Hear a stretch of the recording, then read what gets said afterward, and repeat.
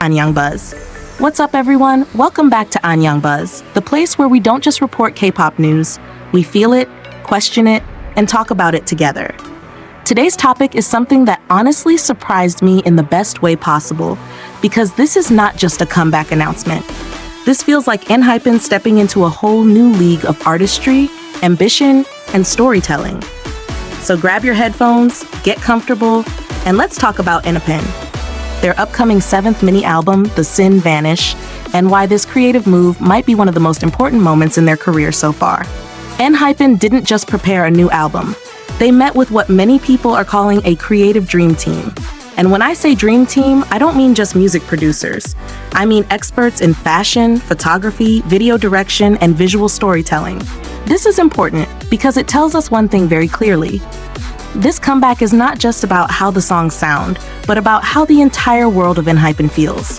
Their 7th mini-album, The Sin Vanish, is set to be released on the 16th, and ahead of that, they've been dropping a series of videos that hint at the story behind the album. And honestly, calling them trailers almost feels unfair, because what we're seeing looks more like short films or cinematic chapters. Before we go deeper, I want to ask you something. When you watch comeback trailers, do you usually see them as just teasers to build hype? Or do you actually analyze the story and visuals? Because for this comeback, I feel like Enhypen is inviting us to analyze, to interpret, and to argue in the comments. And yes, I want to hear your theories later. And survival. The first chapter released was No Way Back, and visually it places the members hiding in a deserted cave. A cave is such an interesting choice. Caves are dark, isolating, and often symbolize fear, survival, or being trapped by something unseen. For me personally, this already sets a darker tone than some of their previous eras. What stood out to me is how restrained this chapter felt. It wasn't loud, it wasn't flashy, it felt tense, like something bad already happened, and now they're dealing with the aftermath. And this is where the creative collaboration starts to show. Designer Jiyong participated in this chapter, bringing in a trendy, nomadic style that somehow makes the cave setting feel both raw and fashionable. And this raises a question for you. Do you think Enhypen is representing an external enemy here, or an internal struggle? Because No Way Back, as the title already suggests, that whatever choice was made, there's no returning to innocence. Then we move to Big Girls Don't Cry, and the mood shifts completely. This chapter contains what the news described as the romanticism of escape. And I love that phrase, because escape is not always about running away in fear.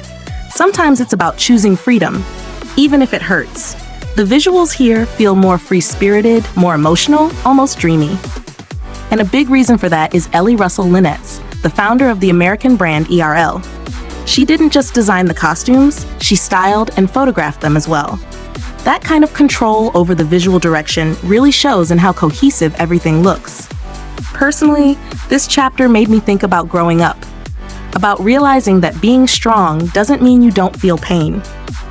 Big Girls Don't Cry sounds like a phrase people use to suppress emotions, but Enhypen's version feels like reclaiming that phrase and saying, we feel it, but we still move forward. So let me ask you this. Which side of Enhypen do you prefer? The darker, trapped atmosphere of No Way Back, or the emotional freedom of Big Girls Don't Cry? Comment it because I'm genuinely curious. Next, we have Stealer, and this is where things get intense. This chapter depicts a chase scene set in Florence, Italy. First of all, Florence. That alone elevates the scale of this project. Shooting in a city that's rich with history, art, and beauty adds a layer of contrast to the idea of a chase. A chase implies desire, danger, and urgency. Someone is stealing something, or someone is being stolen from. And when you place that narrative in Florence, it almost feels like a collision between classic beauty and modern chaos. For me, this chapter signals a turning point in the story. Whatever Enhypen was hiding from or escaping earlier, now they're actively moving, chasing, or being chased. And that shift from passive survival to active pursuit is huge in storytelling.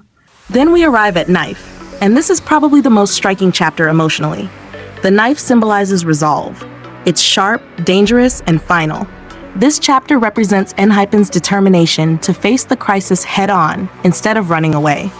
Director Brother took charge of this chapter, And if you're familiar with his work, you know he's known for bold colors and strong digital moods. And he absolutely delivered here. The visuals are sensuous, intense, and unapologetic. This is where the vampire imagery really stands out. The members transforming into vampires is not just an aesthetic choice.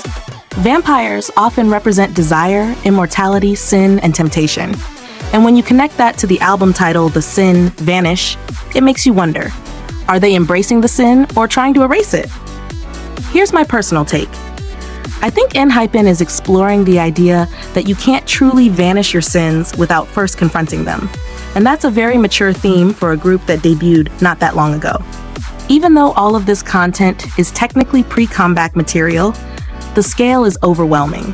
Cinematic directing, international locations, high fashion styling, and detailed storytelling. This doesn't feel like filler content at all. The vampire visuals especially grabbed attention, and I think that's intentional. Vampires are timeless. They exist between life and death, innocence and corruption. Enhypen has always played with darker concepts, but this time it feels more controlled, more confident, and more deliberate. And let's be honest, how many times have you paused a teaser just to look at the details? The lighting, the expressions, the outfits, that's when you know a visual concept is working. Another thing that cannot be ignored is the people behind the camera. Photographer Jack Bridgeland, who has worked with artists like Sabrina Carpenter, captured the stills. His perspective brings a different energy, something less typical of idol photography, and more editorial, more raw. This tells me that Enhypen and their team are not afraid to step outside the traditional K-pop comfort zone. They're collaborating globally, pulling inspiration from different creative industries, and blending them into one cohesive universe. And this is where I want your opinion. Do you think working with world-renowned creators changes how the public perceives a K-pop group? Does it make the music feel more global, or do you think the music itself should always come first? Enhypen will officially make their comeback on the 16th at 2 p.m. with The Sin Vanish. And after seeing these trailers, my expectations are honestly very high. Not just for the title track, but for the storytelling, the visuals, and the overall album experience. I feel like this comeback is a statement. Enhypen is saying, we are artists, not just performers. We care about concept, narrative, and emotional depth. And whether you're an engine or a casual listener, it's hard to ignore the effort and ambition behind this project. So now I want to pass the conversation to you. Which chapter hit you the hardest so far? Do you think the vampire concept will fully carry into the music videos and stages? And do you prefer this darker, cinematic Enhypen? Or are you hoping for something unexpected in the actual album tracks? Drop your thoughts in the comments. I'll be reading them, and I might even feature some of your theories in the next video.